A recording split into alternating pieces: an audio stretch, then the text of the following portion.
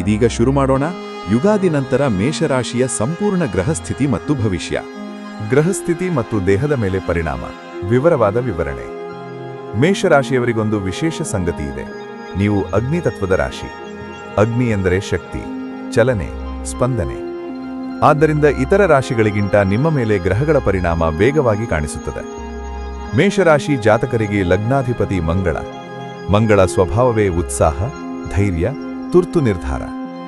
ಈ ಯುಗಾದಿಯ ನಂತರ ಆಕಾಶದಲ್ಲಿ ನಡೆಯುವ ಗ್ರಹ ಬದಲಾವಣೆಗಳು ನಿಮ್ಮ ದೇಹ ಮತ್ತು ಮನಸ್ಸಿನ ಮೇಲೆ ಸ್ಪಷ್ಟ ಪರಿಣಾಮ ತರುತ್ತವೆ.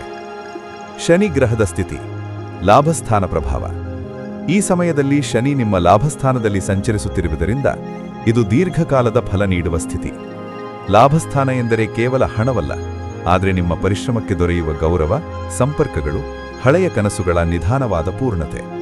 ಹಿಂದೆ ನೀವು ಮಾಡಿದ ಪ್ರಯತ್ನಗಳು ತಕ್ಷಣ ಫಲ ಕೊಡದೆ ಮನಸ್ಸಿಗೆ ಬೇಸರ ತಂದಿದ್ದರೂ ಈಗ ಶನಿ ನಿಧಾನವಾಗಿ ಫಲ ಕೊಡಲು ಆರಂಭಿಸುತ್ತಾನೆ. ಆದರೆ ಶನಿ ಒಂದು ನಿಯಮ ಪಾಲಿಸುತ್ತಾನೆ: ಸಹನೆ ಇದ್ದವರಿಗೆ ಮಾತ್ರ ಸಂಪೂರ್ಣ ಫಲ. ಈ ಕಾರಣದಿಂದ ನಿಮ್ಮ ಜೀವನದಲ್ಲಿ ತಡವಾದ ಸಂತೋಷ ಬರಬಹುದು, ಆದರೆ ಬಂದ ನಂತರ ಅದು ಸ್ಥಿರವಾಗಿರುತ್ತದೆ. ದೇಹದ ಮಟ್ಟದಲ್ಲಿ ಶನಿ ಪ್ರಭಾವ ಎಲುಬು, ಮೊಣಕಾಲು, ಹಿಂಬದಿಯ ನೋವು ತರಬಹುದು. ಕೆಲಸ ಹೆಚ್ಚು ಮಾಡಿದರೆ ಬೆನ್ನು ನೋವು ಸಾಧ್ಯತೆ.